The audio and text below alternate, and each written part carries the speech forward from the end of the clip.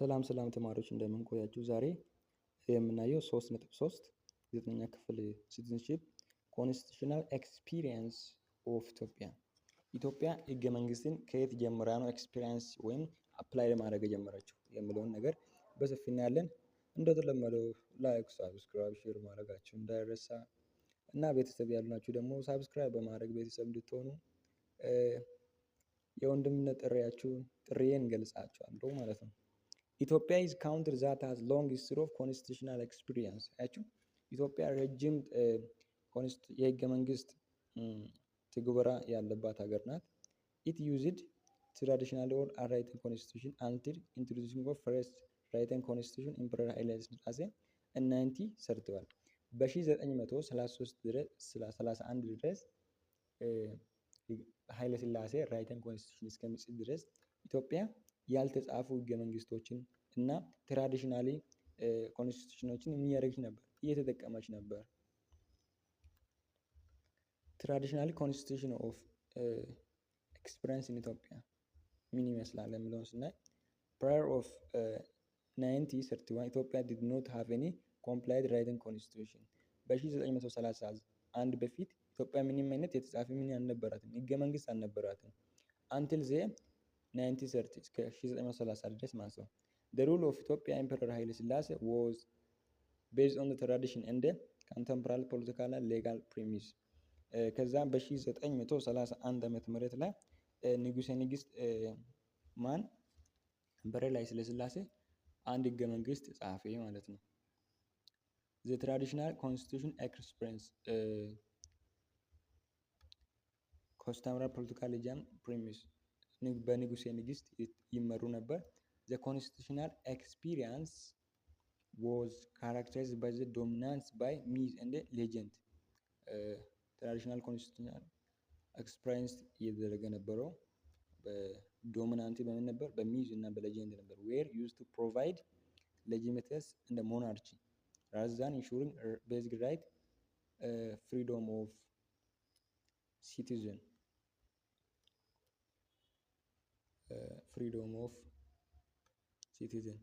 መጀመሪያው ክብረ ንግስት የሚባል ነበር፣ ግሎሪ ኦፍ ኪንግ የሚባል ነገር which is traditional constitutional document in ኢትዮጵያ።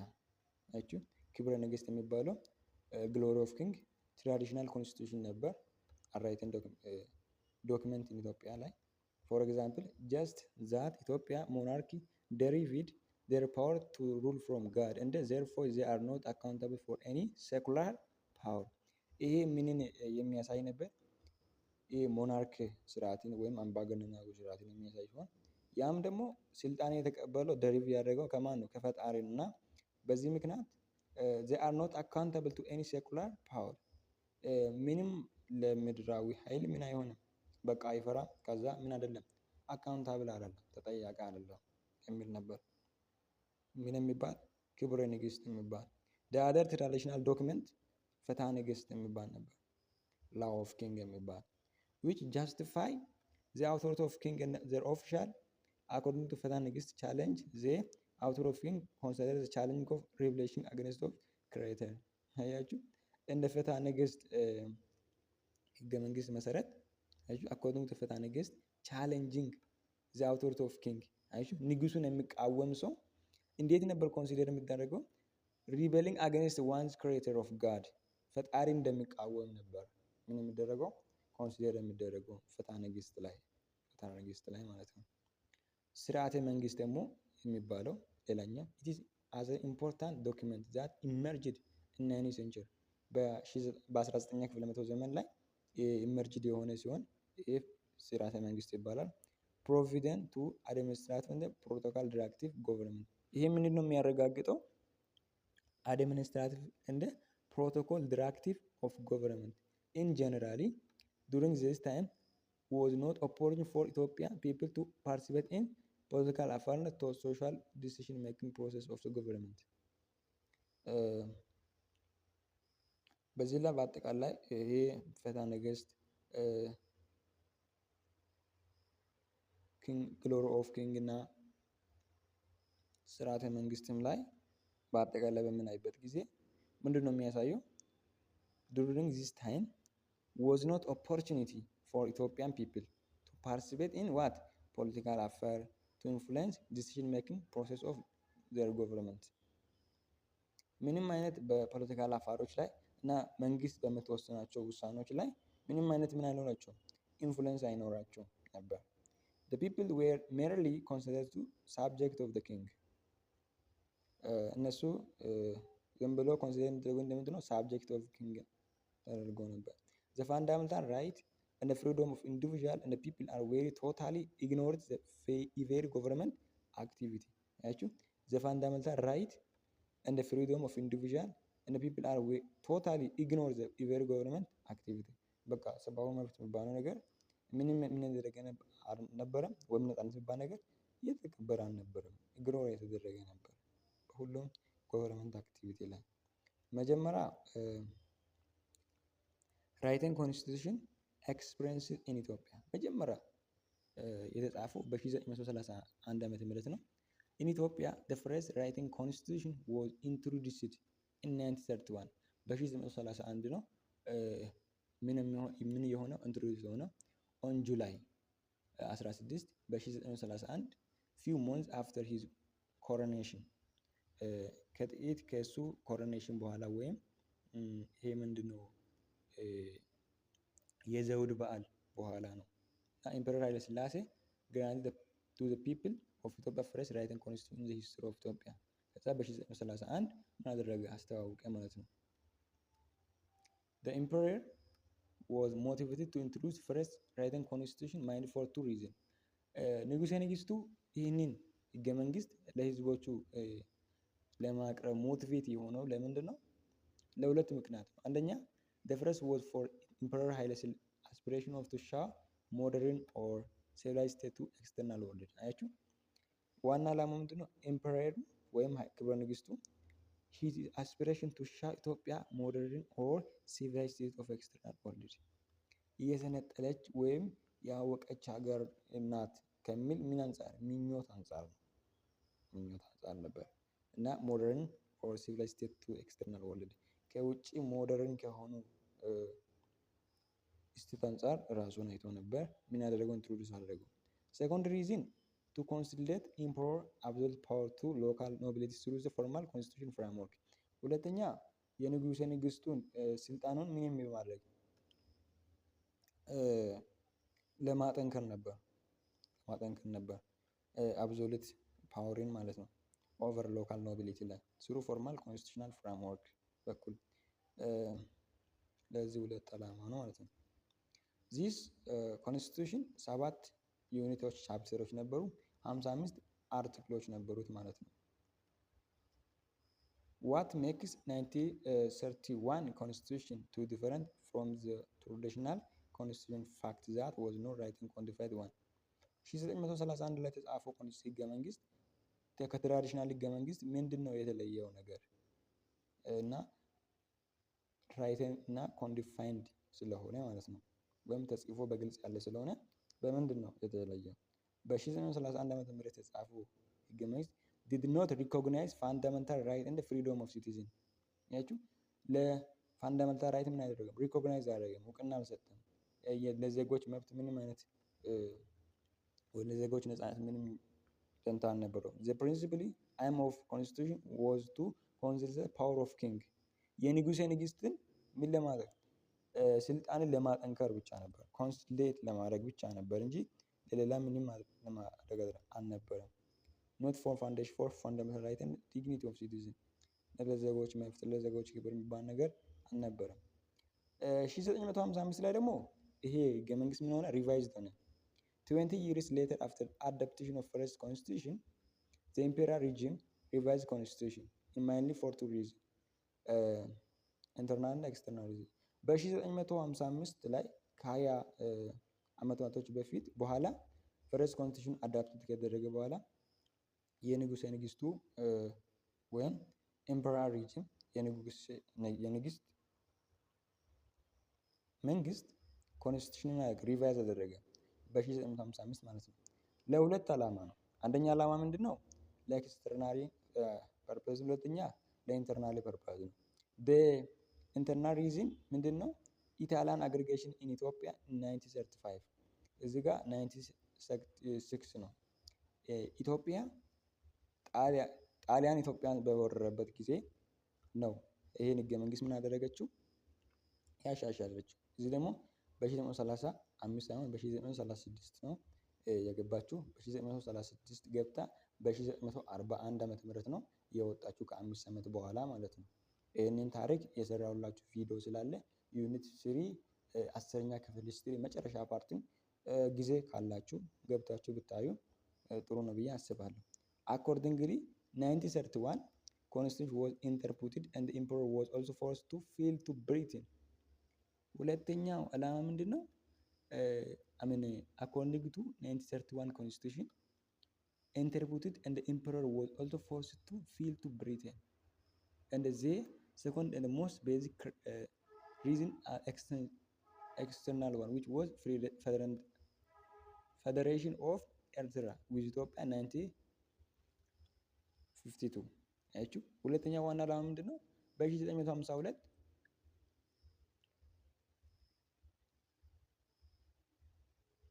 ኤርትራና ኢትዮጵያ በፌደሬሽን አማካኝነት አንድ ሲሆኑ እንን በፌደሬሽን አንድ ሲሆኑ ጊዜ የተደው ነው በጣም አንገብጋቢ ጉዳይ ስለነበረ ወደ ዩኒየን ወርልድ ዩኒየን ጋር ሄዱ። ኢትዮጵያ የዛ አባል ስለነበረች ማለት ነው። መጀመሪያ ከአፍሪካ ወርልድ ዩኒየን ላይ ገባችው ሀገር እሷ ስለሆነች ከዛ ወደ እነሱ ይዞ ሄዶ እነሱ ናቸው ምን ያደረጉት ይሄን ሶልቭ ያደረጉት ማለት ነው። ይሄንን ደግሞ የሰራሁት ቪዲዮ የት ነው ያለው?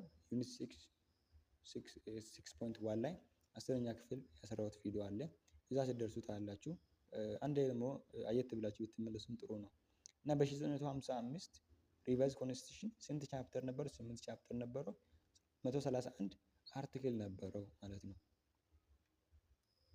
The constitution come up with some progressive provisions such as democratic and human right። አይቹ ይሄ ኮንስቲቱሽን ደግሞ ትንሽ ፕሮግሬስ አሳይቶ ነው የመጣው። ዴሞክራሲክ እና ሁማን ራይት ማለት ነው። giving recognition for right and duty of citizen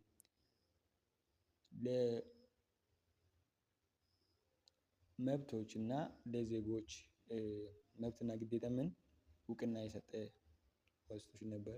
The new provision introduced by the revised constitution renamed paper tiger የሚባል ስም ነበር። That means they were not mostly practiced። ይሄ ማለት ነው were not mostly practiced ብዙም ተግባር ላይ የማይውል ማለት ነው። The power of the emperor and the prominence of official was not limited።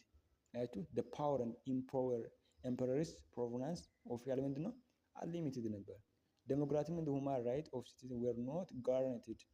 Rather, the constitution is similar with 1931 በሌላው ምንም ዋስትና ስለሌለው ከ1931 ኮንስቲቱሽን ጋር ተመሳሳይነቱ ምንድነው? ኮንሲደሬሽን አብሶሉት ፓወር ኦፍ ኢምፐረር የአብሶሉት ፓወሩን ስልጣኑን የሚያጠነክር ነበር። ከዛ በ1987 ሌላኛ ህገ መንግስት ኮንስቲቱሽን ኦፍ ሪፐብሊክ ዲሞክራቲክ ሪፐብሊክ ኦፍ ኢትዮጵያ ፒፕል ዲሞክራቲክ ሪፐብሊክ ኦፍ ኢትዮጵያ በ1974 feudal monarchy of imperial regime was removed from power during their regime። አይቹ በ1974 ላይ በብዙ ፋክተሮች አሉ። ዩኒት 6 ላይ ቪዲዮ ሰርቼላችኋለሁ። ለምን እንዴት እንደወደቁ ማወቅ ፈለጋችሁ በሰፊ ነው ሄዳችሁ የምታዩት እና ሄዳችሁ አዩ። ይሄ feudal monarchy ሲስተም ምን አደረገ? ወደቀ። imperial regime removed ሲሆን ይሄ ደርግ በ1974 ስልጣኑን የያዘ ማለት ነው።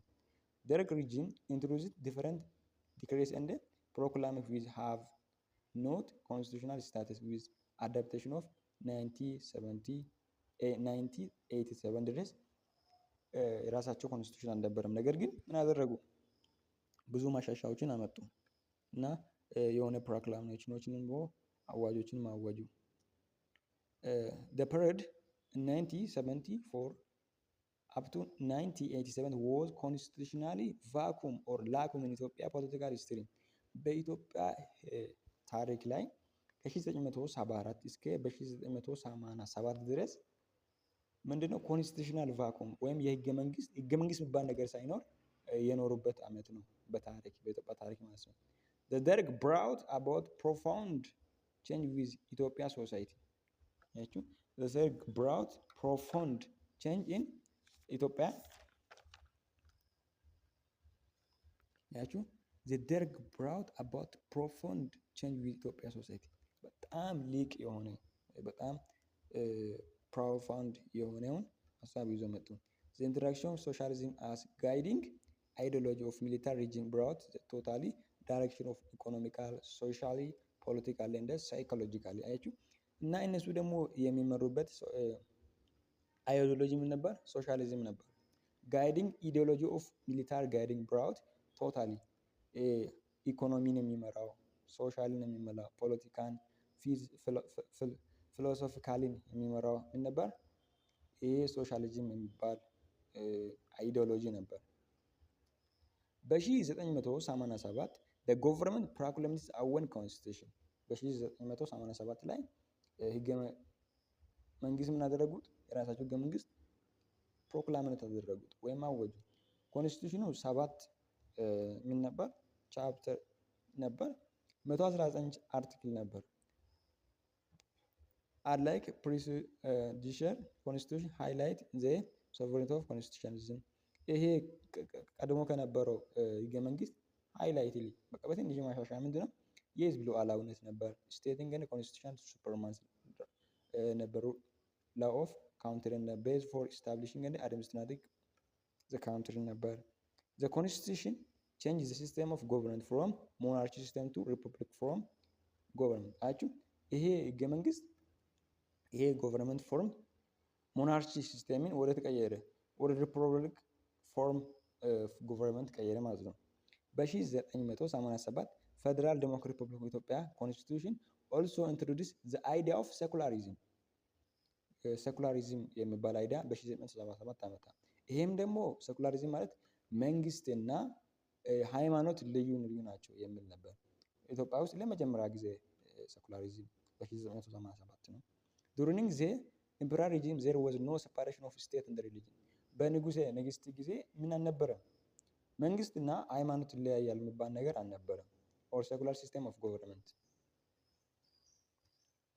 Constitution testifies that test of strictly military type of there are high centralization power in hand of executive dominant president of state colonial መንግስቱ ኃይለማርያም ብዙ ስልጣኖች በማን እጅ ነበር? በኮሎኔል መንግስቱ ኃይለማርያም እጅ ነበር። had executive dominated president of state ማን ነበር? ኃይለማርያም ነበር። መንግስቱ ኃይለማርያም the unitary socialist state by constitution gave very little concern for human right and federalism አችሁ ይሄ ዩኒታሪ ሶሻሊስት ስቴት by constitution little concern ነበር ለሁማን ራይት እና ለፌደራሊዝም የሚሰጠው። similar to the procedure the constitution had not legacy of democratic constitutional order አችሁ እንደ ቀድሞው ህጋዊ የሆነ ዲሞክራቲክ ኮንስቲቱሽናል ኦርደር አልነበረም። it totally denied the basic right and the freedom of citizen. Finally after staying on power 70 years the regime colonial መንግስቱ ኃይለማርያም was overthrown by Ethiopia Republic Revolutionary Democratic Front of 1991 በ1991 ላይ ምን ሆነ? ከስልጣን ከ17 ዓመት በኋላ ወረደ ማለት ነው። ከዛ በ1991 ዓመተ ምህረት ከስልጣን ሲወርድ ከ1995 ድረስ 4 ዓመት አለ። ያ ዓመት ትራንዚሽናል ቻርተር ነበር። የሽግግር መንግስት የሽግግር ጊዜ ነበር። in 1991 transitional charter was introduced May 1991 by Ethiopia People Republic Democratic Front አማካኝነት ማለት ነው። after the dismiss of Derg regime ደርግ ከወደቀ በኋላ the charter serves as law of land for transitional period from 1991 up to 1995 ከ1991 እስከ 1995 ድረስ የትራንዚሽናል ቻርተር ሰርቷል። very short document and address only some fundamental issues እና short document ነበር። ያም ደግሞ ስለ only ፋንዳሜንታል ኢሹስ ብቻ ነበር ኮንሰርን የሚያደርገው። ኮንተን ኦንሊ 20 አርቲክል 20 አርቲክሎችን ብቻ። ቻርተር ሪኮግናይዝ ፍሪዶም ኢኳል ራይት እንደ ሰልፍ ዲተርሚናንት ኦፍ ኦል ኔሽን ናቸው። ቻርተር ሪኮግናይዝ የሚያደርገው ፍሪዶምን ነበር እና ኢኳል ራይትን ነበር፣ ሰልፍ ዲተርሚናንት ኦፍ ናሽናሊቲ ነበር እና ኦልሶ ፑት ሃይ ፕሪሚየር ኦን ዘ ሁማን ራይት እና በከፍተኛ ደረጃ ደግሞ እያስቀመጠ የነበረው ሰብአዊ መብትን ነበር። በ1995 ፌዴራል ዴሞክራቲክ ሪፐብሊክ ኦፍ ኢትዮጵያ ኮንስቲቱሽን ጸደቀ ማለት ነው። The period of transitional charter was culminated by the adaptation of Federal Democratic Republic of Ethiopia Constitution ዲሰምበር 1995 ላይ ምን አደረገ? ተተካ ማለት ነው። በ1995 ፌዴራል ዴሞክራቲክ ሪፐብሊክ ኮንስቲቱሽን introduced different change and compressed procedure እና ብዙ ለውጦችን ከቀድሞ በተሻለ መንገድ ይዞ መጥቶ ነው አሁን የምንጠቀመው ህገ መንግስት ማለት ነው። It is introduced federal and state structure for first time አያችሁ፣ ፈረስት ፌዴራል ስቴት ስትራክቸርን የተጻፈበት ሲሆን ፓርላማቲክ ዲሞክራሲ አለ። ኢስታብሊሽንግ ኦፍ ቱ ሃውስ ኦፍ ፓርላማቲክ ሃውስ ኦፍ ፌዴሬሽን እና ሃውስ ኦፍ ፒፕል ሪፕሬዘንቴሽን ያለበት ሆነ ኢስታብሊሽ ሆነ። ይሄንን ሃውስ ኦፍ ፌዴሬሽን እና ሃውስ ኦፍ ፒፕል ሪፕሬዘንቴሽን ማየት ከፈለጋችሁ ዩኒት 5 ፌዴራሊዝም የሚል አለ 10ኛ ክፍል፣ እሱን ገብታችሁ አንብቡ፣ ይጠቅማችኋል። It also guarantees the right and the freedom of citizens as well as describe duty of citizens። በዚህ ላይ የዜጎች መብትና ግዴታም ተጽፎበታል እና የሌለ ነገር የለም ማለት ነው። በ1995 የተጻፈው ኮንስቲቱሽን 11 ቻፕተሮች አሉ፣ 106 አርቲክሎች አሉ። ዘ ኮንስቲቱሽን established Federal Democratic Republic of Ethiopia with 9 member of state regional government 9 ክልሎች እና በሁለት በርዕሰ ከተማ አስተዳደሮች ማለት ነው። ሆኖም ግን ቶታል ነምበር ኦፍ ሪጂናል ስቴት ኢንክሪዝድ አፕ ቱ 11 ዱ ቱ ፎርሜሽን ኦፍ ቱ ኒው ሪጂናል ስቴት 9 ነበር፣ ከዛ ወደ 11 አድጓል። ሲዳማ ሪጂናል ስቴት ኢን ጁን 2020 ላይ እና ሳውዝ ዌስት ኢትዮጵያ ሪጂናል ስቴት በ2021 በመቋቋሙ ማለት ነው። ገቨርንመንት ኦፍ ዘ ሜምበር ስቴት ሃቭ ፓወር ቱ ኤክሰርሳይዝ ሌጂስሌቲቭ ኤክስኪዩቲቭ ጁዲሻል ፓወር ፎር ዘ አዌን ራይት። እነዚህ ገቨርንመንት ሜምበር የሆኑት ምን ማድረግ ይችላሉ? ሌጂስሌቲቭን ኤክስኪዩቲቭ ጁዲሻሪን ምን ማድረግ ይችላሉ? ኤክሰርሳይዝ ማድረግ ይችላሉ። ፋንዳሜንታል ኮንስቲቱሽን ፕሪንሲፕል በ1995 ላይ ከተካሄደው ምንድነው ያለው?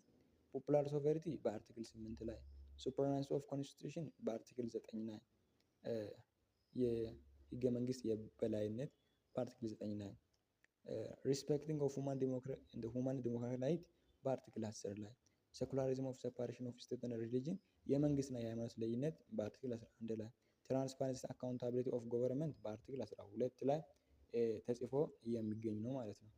ተጽፎ የሚገኝ ነው። እንግዲህ ትንሽ እዚህ ውስጥ ያለውን ሀሳብ